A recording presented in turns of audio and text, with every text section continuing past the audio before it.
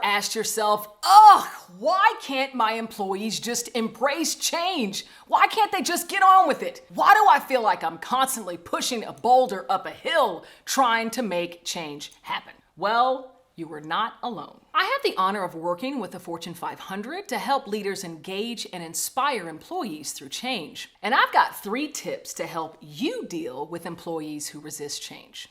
Let's get it.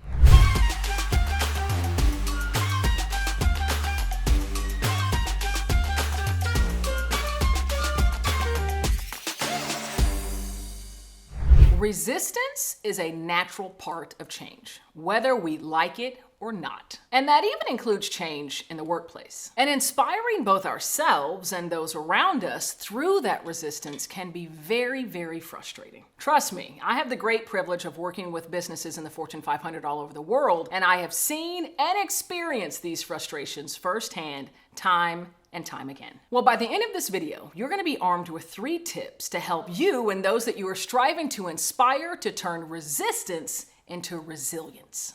The first tip, stay curious. Ask those around you, what's driving the resistance? You know, it's so important, it can be so helpful to really understand the root cause. What's the driver behind the resistance that they're feeling? And in my work, as well as with our research all around the world, we found that resistance is notably rooted in fear or in frustration. Frustration of not wanting to be uncomfortable, frustration not wanting to get into a zone where they're not, well familiar, getting outside of their own comfort zone, or even fear of having to learn a new skill, or that the change is going to work or be successful. As a leader, when you can drill down using these questions, really flexing curiosity to understand what's driving that resistance, you can work with those individuals to begin transforming that emotional energy into their fuel to step into the change. So as best as you can, stay curious. Ask those questions, what's driving the resistance? Why are you not more engaged in the change? What are the thoughts there? As you can get clear on what they're thinking, it can help you understand that root cause and maybe help to dispel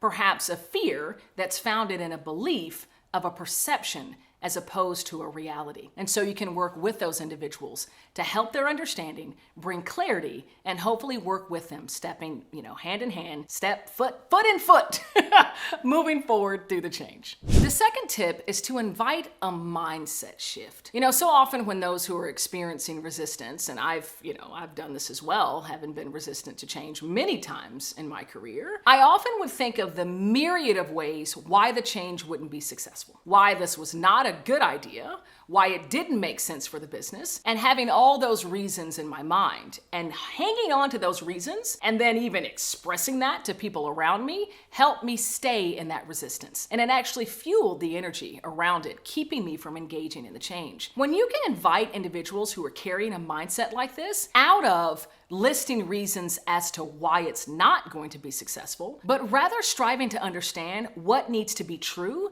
to make the change a reality. So shifting it to what could be possible once this change happens. When you can shift that focus into what has to be true, what's going to be possible as a result of this change, it can begin shifting that energy and bring them forward through their resistance, especially if as a part of that exercise, you can find something that really excites them, that really lights them up. That certainly happened to me before as I think about moving through, notably it was an organizational change that I went through, thinking about the different roles and opportunities that would be open and perhaps afforded to me once we got through the organizational restructure. That and that alone helped me to really get engaged and helping the change to happen because I saw that there was opportunity for me in progressing my career. So try to shift that mindset. What's possible once this change happens, or what needs to be true to make this change a reality?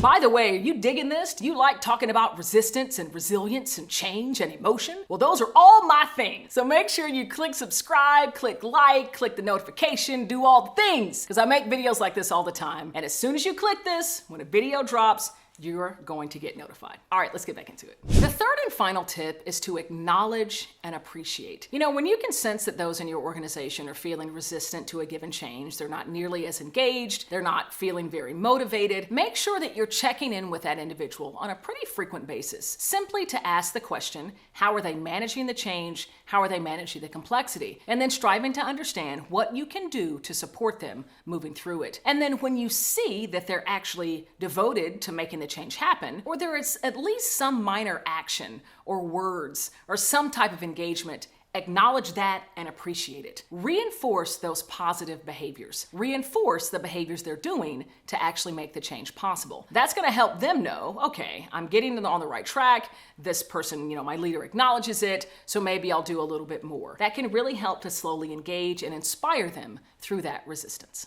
One last thing that I do want to offer, because it's a question that I've been asked many times from clients, from individuals that I engage with during keynote engagements or during leadership trainings, and that is that one individual that regardless of how much energy, how much effort, how much appreciation, how much curiosity you're expressing towards this individual, they still remain resistant. They are always saying no instead of yes. This can be very difficult, very frustrating, and very challenging because it just feels like your wheels are spinning and this person is not budging. I think once you've gotten to a point where you've actually communicated the importance of the action, the importance of that work, their role in it, and you know that they fully understand what's expected of them, I think you can very straightforward and sternly say, this is a part of your work. I know that it's challenging. I know that perhaps it's something that you don't want to engage in, but right now it's what's required. And in order for you to do your job and meet the expectations that we as a business and that me as a leader have for you, these are actions that have to happen. It's not always going to be this way. I think eventually we're going to get through this change, but for now, this is what's required of you. And it's almost a message of, I had a client that had these little toy yellow school buses when they were going through a huge transformation. And so all the leaders got a school bus. And maybe this is a little bit harsh, but I kind of liked it. Clearly it stuck with me. But in these types of conversations, they would just reference the school bus and say, look, this business is moving forward. This change is moving forward. We're all on the bus.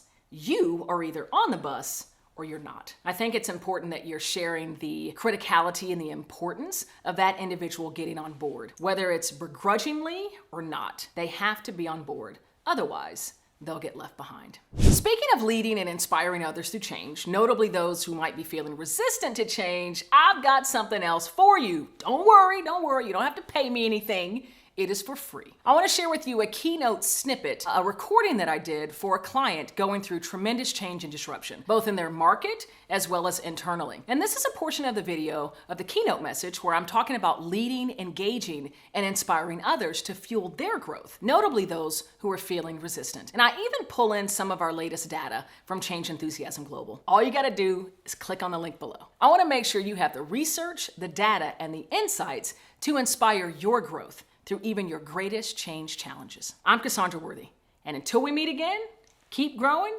and keep rocking.